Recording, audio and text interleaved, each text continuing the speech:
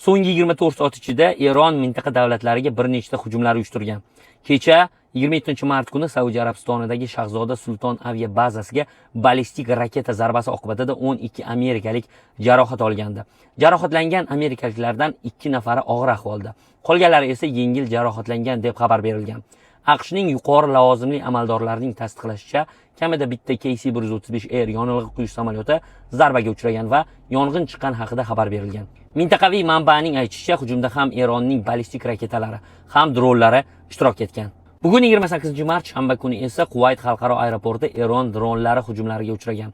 Radar tizimlari va yoqilg'i saqlash inshootlariga zarar yetkazilgani, ammo hech kim halok bo'lmagani haqida Kuvaytning rasmiy ommaviy axborot vositalari xabar tarqatgan.